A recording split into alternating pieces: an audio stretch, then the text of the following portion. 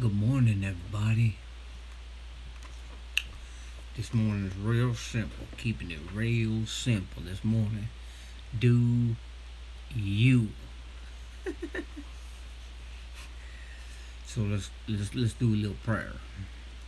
It says, God, thank you for the ability to just worry about ourselves and not worry about what other people are doing, Lord. Focus on what I need to do in my life to get my life successful, so that I can bring success among other people in their lives. I don't worry about them, Lord, but I ask that you give me the strength to guide people through my own actions.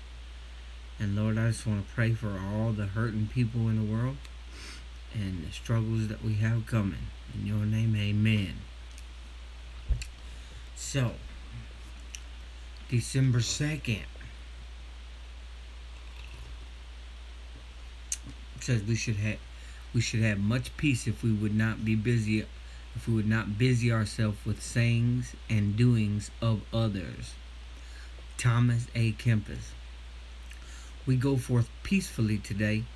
If we pay close attention to our inner urgings, they will direct our steps safely and justly. The choice is forever ours to respect this inner voice, rather than be nudged off of course, or have our progress severely hindered by the strength of another's self-serving tug. Actions that is clearly our own, rather than reaction to another's laments, is certain to bring personal satisfaction. This will strengthen even more the connection between the self we offer to the world and the voice that nurtures, guides, and safeguards us from within. With practice, we will develop an appreciation for all the people in our lives, and yet be free of their influence when it's not complementary to our own efforts. Taking full responsibility for who we are, where we are going, is exhilarating. But even more, it's the only way we're certain of arriving at our most meaningful destination. I will listen to respect the men and women I meet today, but I will most attentively, I'm most attentive to the friend within. Oh, excuse me. So, this is saying to me that I'll have much peace if I'm not worried about someone else's life and where they're going. And it says we can go forth peacefully today if we pay close attention to our inner urgings. There's a saying in recovery. It says,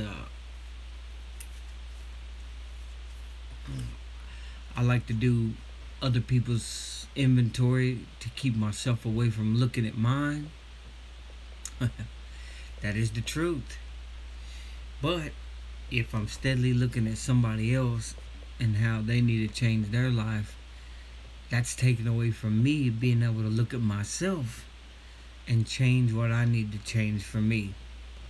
It says action that is clearly our own rather than reaction to another's element. Well, I need to react to my own situations. I have input, and I was just speaking with my wife last night about how how I want to stop, just saying stuff about people. Sometimes I'll pass by and say, dang, that dude's hair looks weird, or dang. And then that all that's doing is taking the focus off of me. I do it more often than I should, and I feel like I need to work on that. And that's one great part about this recovery, is that I realize when I need to work on something myself. It says this will strengthen us even more, the connection between self we offer the world and the voice nurtures, guides, and safeguards us from within. We practice, we would develop an appreciation for all people in our lives. It's really strange because, like I said last night, I was really getting on myself because I think I seen somebody I seen somebody in their car doing something weird, and I spoke out. I spoke out about that person, uh, downgrading them or something. And I thought to myself, why are you doing that? And then I started thinking, man, I do that quite a bit. So, self-awareness, seeing people who are heavy, or seeing people who are real skinny, or seeing people who might be drunk or might be on drugs. Hey, I think I need to pray for those people instead of talking about them. Doesn't mean I do always, but that's what I feel like I might need to do. It says, with practice we will develop an appreciation for all people in our lives. And I think that's what God was trying.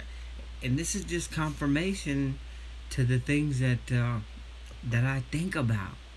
When I think about stuff like that, and then I come back and I read stuff like this, it's like God saying, yes, maybe you do need to. So, taking full responsibility for who we are and where we are going is exhilarating. I mean, it's going to be joyful. Exhilarating. Let's see if it's in the trusty book.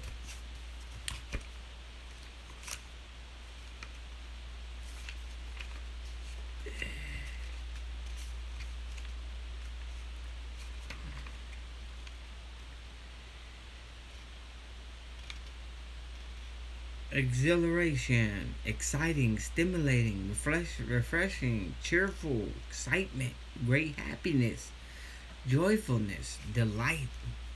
So that's telling me when I start worrying about myself, that's going to bring me some inner peace. Whoa. That's what I'm looking for. A little inner peace. I think that everybody wants a little inner peace or serenity. I want to be serene.